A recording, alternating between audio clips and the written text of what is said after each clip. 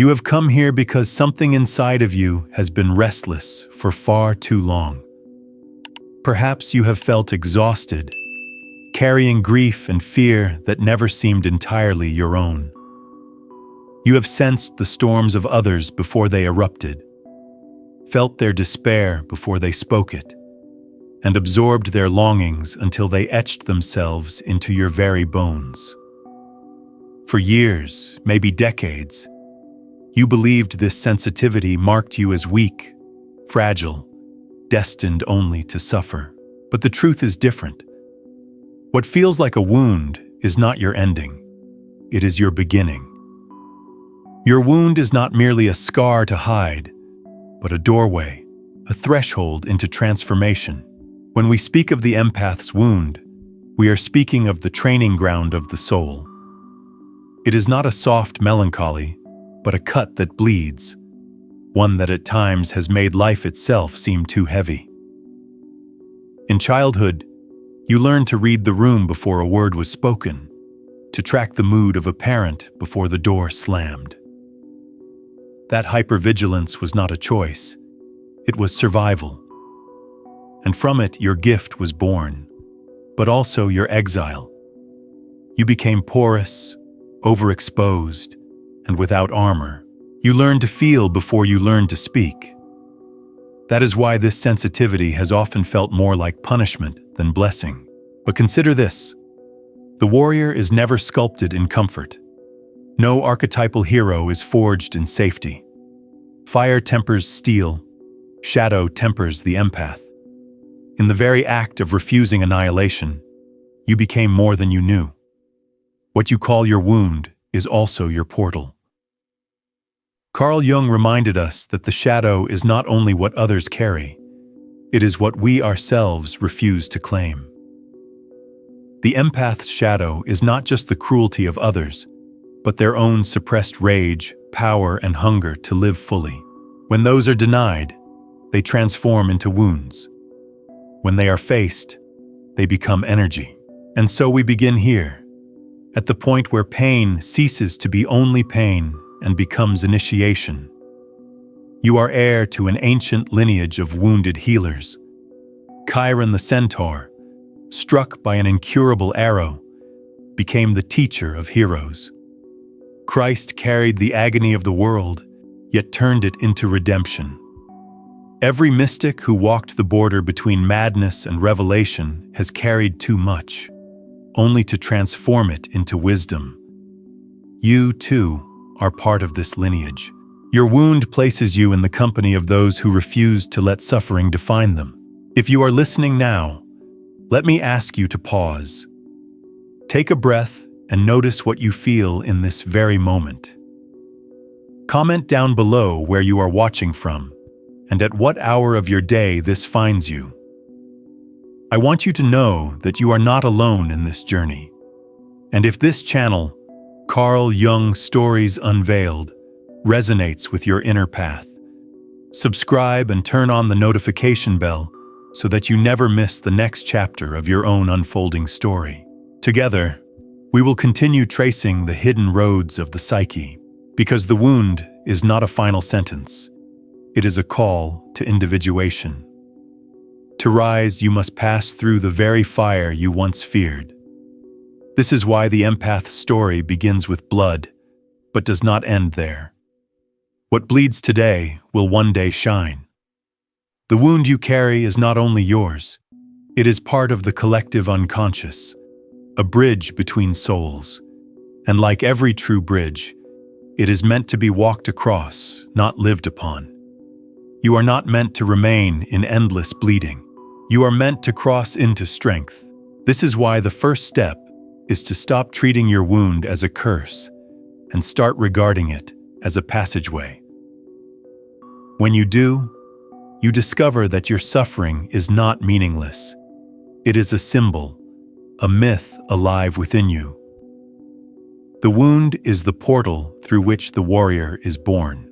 As we move forward, you will see that this portal leads not into light immediately, but into the furnace of shadow itself. For it is only by entering the darkness we have disowned that the sword of clarity can be found. And that is where our story turns next. You stand now at the edge of your own shadow, staring into the furnace that has burned quietly in the basement of your soul. It is not a place you were eager to enter. For years you have told yourself, "I am the compassionate one. I am the one who understands. I am the one who carries others." But beneath that carefully crafted identity lies a reservoir you have feared to touch, a storehouse of rage, selfish desire, hunger for power. These are not qualities you wanted to admit. They seemed dangerous, threatening to turn you into the very people who once hurt you. And so, like countless empaths before you locked them away. You denied them. You cast them into the cellar and tried to build your life above them. But Jung warned us, whatever is repressed does not vanish. It festers, it mutates, and eventually, it leaks. The furnace of the shadow is not your enemy.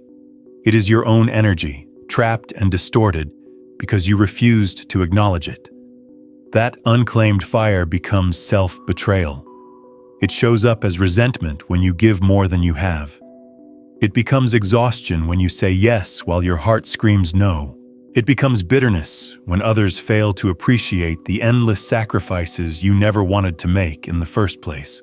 This is the cruel paradox of the empath's life. The more you cling to being only good, the more you invite the very exploitation you fear. People who sense your unclaimed power drain you like ghosts. You, desperate to prove you are loving, let them. And afterward, you feel hollow, wondering why love tastes like depletion. The truth is painful but liberating. What you give compulsively is not always love.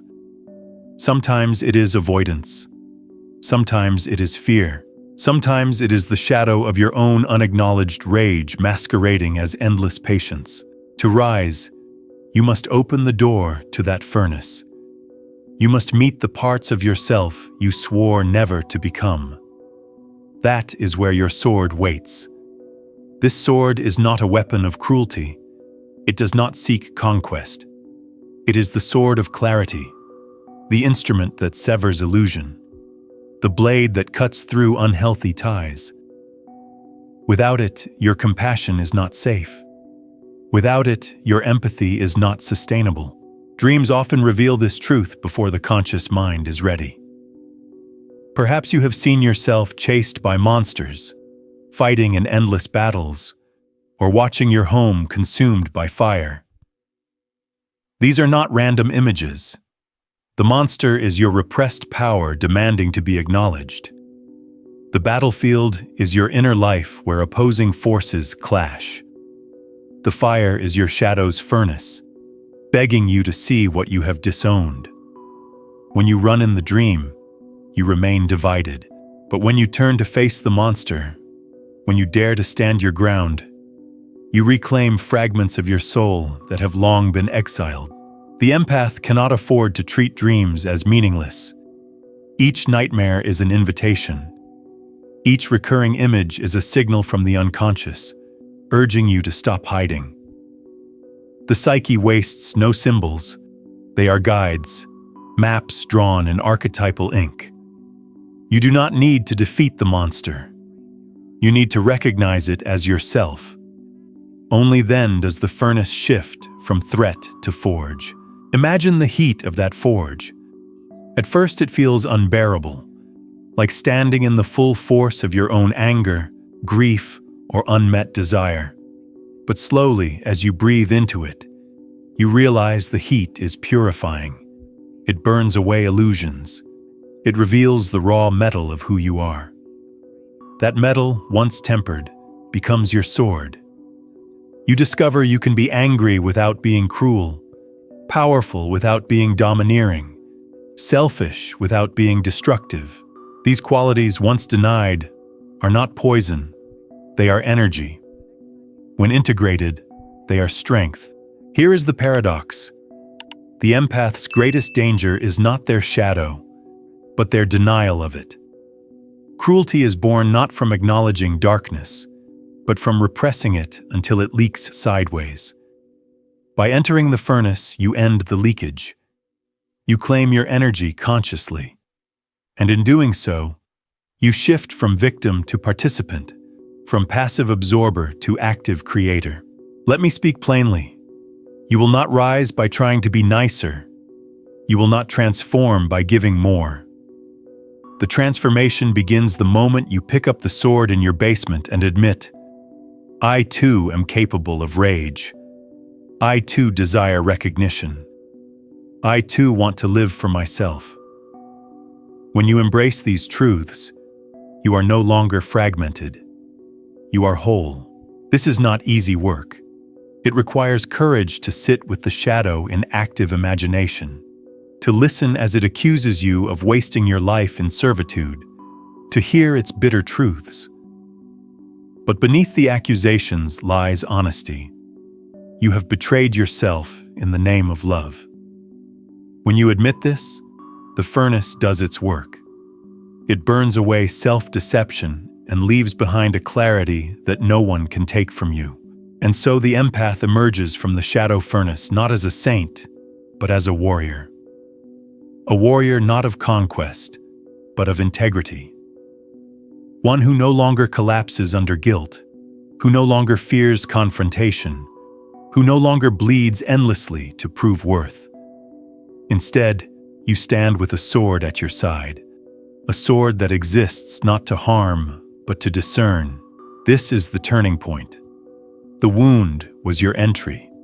The shadow furnace is your crucible.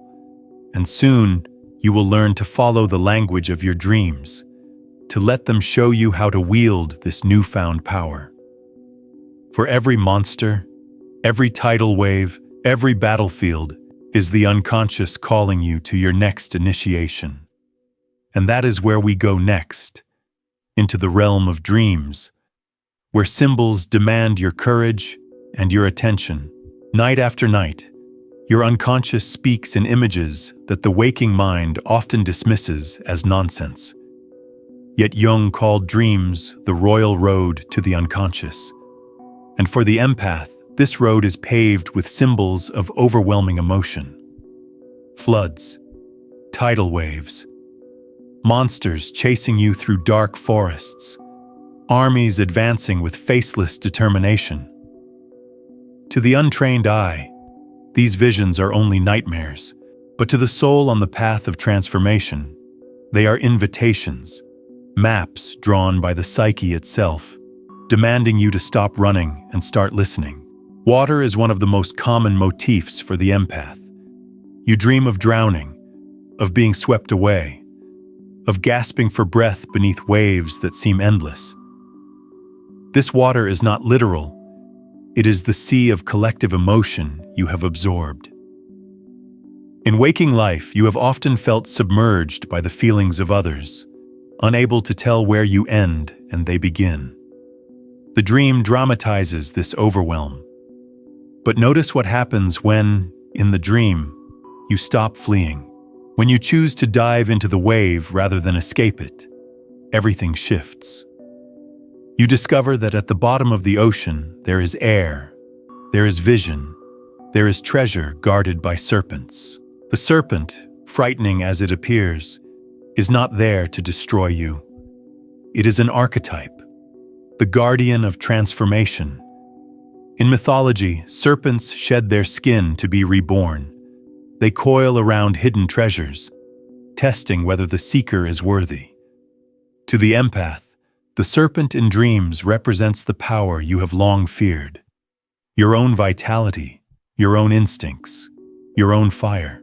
To face it is to reclaim what was stolen when you learned as a child to survive by pleasing, by absorbing, by disappearing into others. Dreams of monsters and battles follow a similar pattern. The faceless enemy you fight is not the world outside.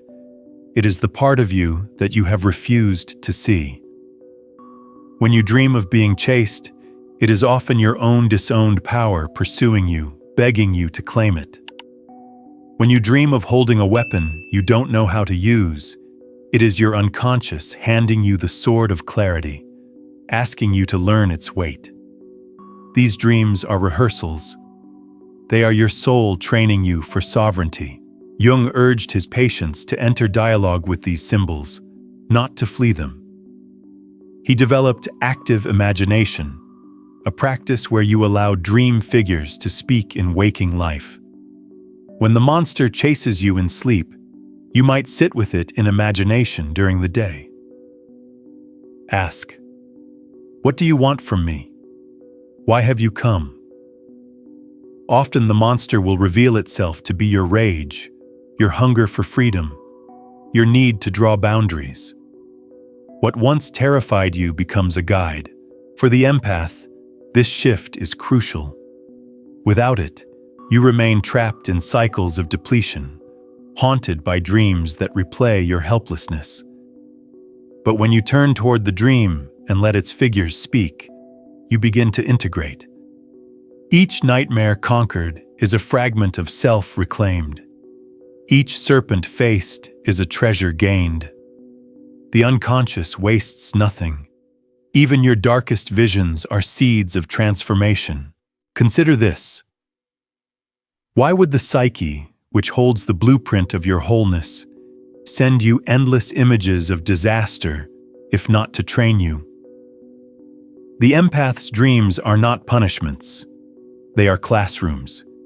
Each flood teaches you where you are overrun. Each battle shows you where your will is dormant. Each enemy reveals a power you have yet to claim. To dismiss them as random is to throw away the keys to your own evolution. And so, in dreams, the empath learns what the waking mind resists, that the very forces which threaten to overwhelm can also empower. The flood that drowns you becomes the ocean you learn to swim. The serpent that frightens you becomes the ally who guards your treasure. The battlefield that exhausts you becomes the training ground of your inner warrior. But the unconscious does not stop at revelation. It demands response. The empath who ignores these dreams often continues to live in silent servitude, endlessly drained by others. But the empath who listens learns discernment. They begin to recognize which emotions belong to them and which are echoes of the collective. They learn to say, "This fear is not mine to carry. This grief belongs to another. This rage is my own, and I must honor it." That recognition is the beginning of boundaries. This is the paradox of dream work. It plunges you deeper into the very waters you fear. Yet in doing so, it teaches you to breathe. It shows you that the path forward is not avoidance, but immersion. An immersion that reveals hidden capacities you never suspected you had. Once you accept the invitation, you stop being merely the empath who suffers and start becoming the empath who sees. And this vision leads naturally to the next stage. For once you have listened to your dreams and recognized their teachings, you realize that sensitivity without limits is a recipe for collapse. To protect the treasure you've reclaimed, you must master the sacred art of boundaries. Without them, the ghosts of the world will drain you dry. With them, your compassion becomes a force of clarity rather than consumption. That is the next threshold we cross. You have walked through the furnace of shadow and listened to the whispers of your dreams. You now carry fragments of power reclaimed, treasures unearthed from the depths of your own unconscious. But here, at this threshold, another lesson arises, one that determines whether your gift becomes a light or a liability. That lesson is boundaries. Without them, the empath remains a vessel with no walls, a cup that leaks, a body drained by every ghost who passes by. With them, sensitivity transforms into discernment, compassion becomes sustainable, and love ceases to be self-betrayal. For much of your life, Boundaries may have felt like rejection. You were trained, perhaps in childhood, to survive by being porous, to avoid conflict at any cost, to soothe the moods of others before they erupted. Saying no felt like abandonment. Stepping back felt like cruelty. And so, you learned to stay open endlessly until exhaustion hollowed you out. But boundaries are not rejection. Boundaries are alignment. They are not walls of stone, but shields of clarity, drawn not to keep out love, but to guard against depletion. Think of the sword you recovered from your shadow. That sword was never meant to cut recklessly. It was meant to sever illusions. It is also the sword that defines where you end and another begins. To wield it is to claim your right to exist whole. To say, this energy is mine. This space is sacred. This time belongs to me. Without that declaration, empathy collapses into martyrdom. With it, empathy matures into power. The tragedy of the unbounded empath is that they are endlessly drained, yet still believe it is love. They tell themselves that carrying another's pain is holy, that absorbing storms is noble. But beneath that belief lies fear, the fear of being unloved if they do not sacrifice. Fear masquerades as devotion. The unconscious shadow whispers, if you do not give, you will be abandoned. If you do not carry them, you are worthless. This is why the art of boundaries is sacred. It is not merely psychological hygiene, it is initiation into sovereignty. Consider the archetype of the warrior. In myth, the warrior is not simply one who kills. The warrior serves a higher order. Michael the archangel wields his flaming sword not out of cruelty, but to defend the cosmic balance against the dragon. Mars embodies raw energy, but also discipline.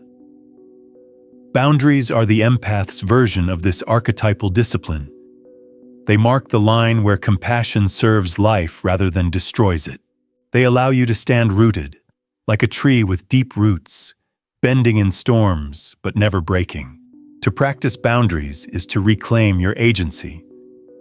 It is the moment you realize you are not here to be consumed by the endless hunger of others. You are not infinite fuel. You are a soul with purpose. And paradoxically, when you stop trying to save everyone, you become more capable of inspiring true change. Because now your giving is chosen, not compelled. Your love flows from freedom, not fear. Of course, boundaries will provoke resistance. Those who once fed on your self-sacrifice will call you selfish, cold, unyielding. They will project onto you the shadow they refuse to face in themselves.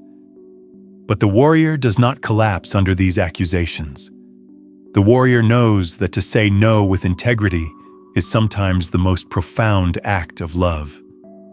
The warrior empath understands that pity infantilizes, while love calls forth strength. Boundaries make this love possible. This is not merely theoretical. It is lived in the smallest choices. Saying no to a request that drains you, stepping back from a relationship that erodes you, resting when you are tired rather than pushing through to prove worth. Each act of boundary is a declaration. I will no longer betray myself in the name of love. With each choice, the fortress of your sovereignty grows stronger. And yet, boundaries are not the final destination. They are the training ground for a deeper embodiment. Once you claim them, you are no longer a reed swayed by every wind of emotion. You begin to stand as a warrior, not of conquest, but of integrity. Your sensitivity, once a liability, becomes armor. Your empathy, once a drain, becomes a force that uplifts without self-erasure. This is the paradox you must learn. The empath becomes unstoppable not by absorbing more, but by absorbing less, by learning where they end and others begin, by guarding the vessel so that revelation does not leak away. Boundaries turn compassion from compulsion into creation, and as you wield this sword of clarity, another archetype rises within you, the warrior. Not a warrior defined by violence, but by service to a higher order. The empath's warriorhood is forged when sensitivity and strength unite, when compassion stands beside rage, when light embraces shadow. This is the next step in your rise, to embody the archetype of the warrior with a heart, tempered and whole. From the moment you first picked up the sword hidden in your basement, something began to change. You were no longer only the porous vessel who absorbed endlessly, but someone who could choose when to give, when to stand, and when to walk away. This is the essence of the warrior archetype. Not conquest, not domination, but integrity.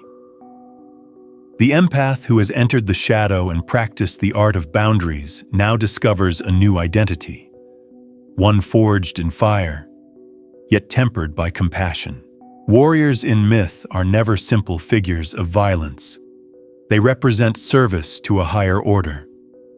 Achilles was not only a fighter, he carried the fate of his people. Michael the archangel does not wield his flaming sword to destroy indiscriminately, but to defend the balance of the cosmos. In the same way, the empath-turned warrior does not use their reclaimed power to harm. They use it to guard what is sacred, their own wholeness, and the possibility of wholeness in others. This is why your sensitivity, once mistaken as weakness, now becomes your armor. To feel deeply is no longer to collapse.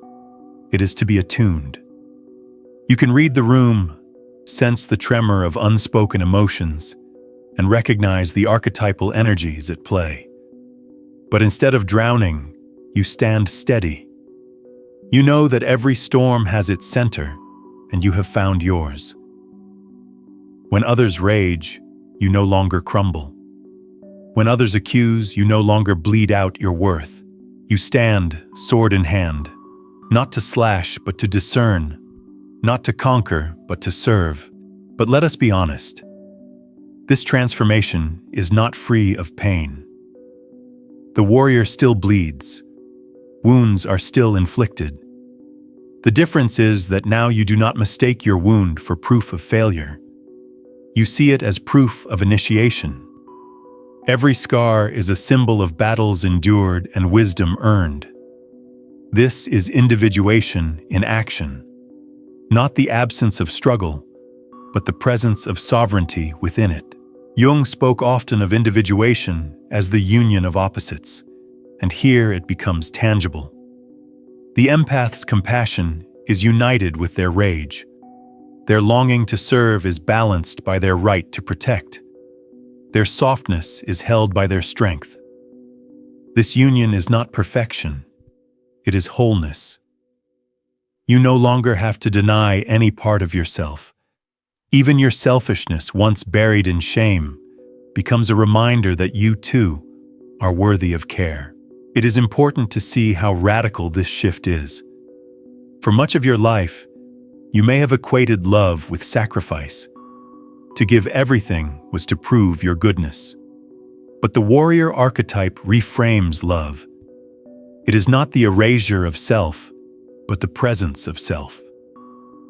True love does not say, "Let me rescue you." True love says, "I see your strength. Rise with me."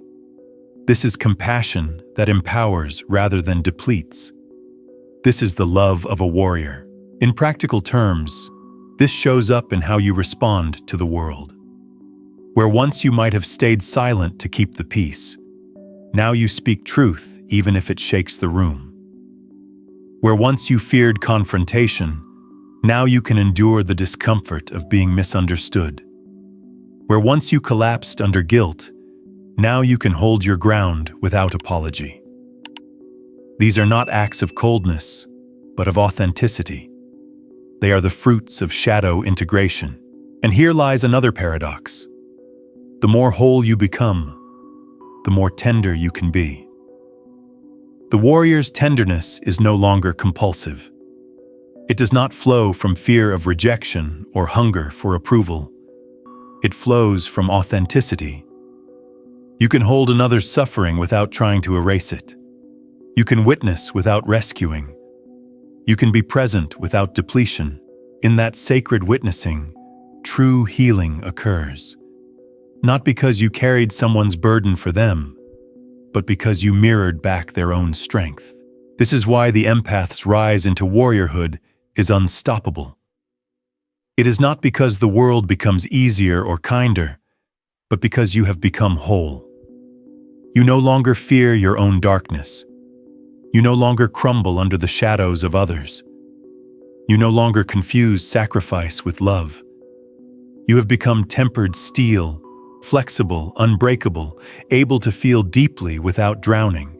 Yet the journey does not stop here. The warrior's path leads beyond armor and sword into something deeper: sovereignty. To be sovereign is to be rooted like a tree, to stand unshaken regardless of the storms. Sovereignty is not domination over others. It is mastery of yourself. This is the next stage of your ascent. The movement from warriorhood into the deep roots of sovereignty, where solitude itself becomes your crucible and guide. You have carried the sword of clarity, and you have tasted the paradox of the warrior's tenderness. Now the path deepens, for warriorhood is not the final destination. It is a stage, a threshold that leads into something quieter, yet more enduring: sovereignty. If the warrior is forged in battle, sovereignty is rooted in solitude. It is not about proving your strength, but about standing in it without needing to prove anything at all. Sovereignty begins when you realize that your worth no longer depends on how much you give, how much you absorb, or how tirelessly you sacrifice. It arises in the stillness where you finally hear your own voice above the noise of others. In childhood, you survived by tuning your antennas outward, scanning every mood, every shift in the room, every tremor of danger.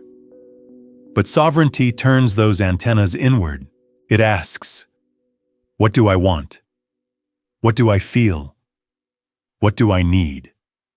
These questions, once foreign, become the foundation of your new life. And to answer them, solitude is essential.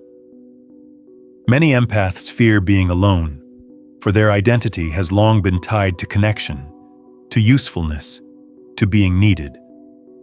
But solitude is not abandonment. It is the crucible where the warrior is tempered into sovereign being. In solitude, you meet the archetypal guides, the wise old man who whispers meaning into chaos, the anima or animus who reveals the unlived dimensions of your psyche. These inner figures are not fantasies. They are parts of you, long waiting to be acknowledged. When you allow solitude to do its work, you learn that empathy is not meant to erase you, but to expand you. Your compassion does not diminish when you draw boundaries. It deepens. For the first time, you love not from compulsion, but from freedom. You no longer rescue others to prove your worth. Instead, you see their strength even when they cannot. This is the difference between pity and love. Pity says, "You are helpless. Let me carry you." Love says, "I trust your strength. Rise with me." Sovereignty allows this love to flow without depletion. Authenticity becomes your compass here. You no longer bend yourself into shapes that others demand. You no longer collapse under accusations of selfishness when you protect your own well-being. You discover that saying no can be as sacred as saying yes. Authenticity often disrupts, and those accustomed to your silence may call you cold or unyielding. But authenticity is not cruelty. It is alignment with your own soul. The sovereign empath lives no longer for appearances, but for truth. This stage of the journey is quieter than the earlier ones. There are fewer battles, fewer outward storms, but the tests remain. You will still be tempted to collapse back into old patterns, to overgive, to apologize for your boundaries, to rescue when it is easier than witnessing. Each temptation is a reminder of how deep the old scripts run. But each time you choose differently, even in small ways, you anchor yourself more firmly in sovereignty. Every choice is a brick in the fortress of your being. Sovereignty also transforms your tenderness. Where once you gave compulsively to earn love, now you give freely because you are rooted. You can hold someone's suffering without taking it on. You can witness their grief without drowning in it. You can offer compassion that strengthens rather than infantilizes. This is the compassion of the sovereign empath. Steady, clear, and fiercely honest. And as sovereignty matures, it leads you naturally toward creation. For once your energy is no longer bled dry, it becomes available for something higher. The empath who once dissipated in endless sacrifice now finds themselves brimming with vitality, with vision, with the urge to create. The sword and the shield transform into pen and brush, into song and healing, into art and teaching. The sovereign empath becomes not only a survivor of their own story, but a culture bearer for the collective.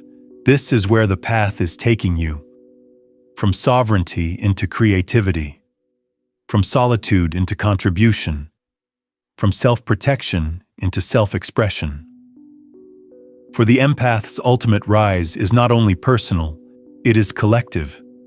And that is where we now turn, to the moment where you step beyond your own survival and begin to carry the soul of humanity forward. You have descended into the wound, endured the furnace of shadow, faced the monsters of your dreams, and claimed the sacred sword of boundaries. You have walked the path of the warrior and rooted yourself in sovereignty. Now the journey takes its final turn, not into retreat, but into creation. For the empath who has risen beyond shadow is not meant only to survive. They are meant to transmit, to become a living vessel of culture, a bearer of the collective soul. Creation is the natural flowering of everything you have reclaimed. What once leaked away in endless sacrifice is now available as energy for expression. You may feel the urge to write, to paint, to teach, to heal, to sing, to craft something that turns private pain into shared meaning. This creativity is not decoration, it is alchemy. Your wound becomes ink, your shadow becomes pigment, your dreams become maps you offer to others still wandering in the dark. This is why your rise is unstoppable. It is not because you have conquered suffering, but because you have integrated it. Pain no longer silences you, it fuels you. Shadow no longer terrifies you, it guides you. Boundaries no longer isolate you. They protect the vessel so that your gift can pour out without depletion. In this way, you become more than an individual survivor. You become a culture bearer, someone who carries the soul of humanity forward by embodying wholeness. But let us be clear, the transition is not clean or easy. There is a threshold, a cracking of the old shell, a tearing away of identities that once defined you. Relationships that once felt eternal may dissolve. Roles you wore like second skin may no longer fit. This disorientation is not proof of failure. It is the sign of rebirth. Just as the phoenix rises only after the ashes, you too must let die what no longer serves. The self that clung to pleasing, that defined itself by usefulness, must fall into the grave. From those ashes, the warrior creator is born. This rebirth requires you to refuse the seduction of the victim archetype. The victim whispers, "I suffer, therefore I am." It offers sympathy but delivers chains. True transformation comes when you acknowledge the wound without becoming it. You say, "Yes, I was wounded, but I am not the wound. I choose to rise." That choice is freedom. That choice is the crown of sovereignty. And as you rise, you discover the paradox at the heart of this journey. You are unstoppable, not because you no longer feel pain, but because you no longer flee it. You can sit in the fire without being consumed. You can love fiercely without losing yourself. You can walk through collective grief without collapsing. You channel emotion into creation, into vision, into art that heals not only you, but those who witness it. Others will look to you and see possibility. Those still drowning will see that it is possible to live beyond the wound. Those still hiding in shadow will sense your light and remember their own. Your presence becomes a mirror, not of perfection, but of wholeness. And this mirror is what the world desperately needs. For make no mistake, this is not only about you. The collective unconscious is shifting. Empaths are being called to stand not as fragile absorbers, but as sovereign warriors of the soul. We cannot afford compassion that collapses, or sensitivity that dissolves into victimhood. What is needed now is the union of empathy and strength, of shadow and light, of wound and power. You, who carry the wound, are called to embody this union. Your task is not to save the world by draining yourself. Your task is to live your individuation so fully that it ripples outward, awakening others. Each time you honor your truth instead of collapsing, you add another brick to the fortress of sovereignty.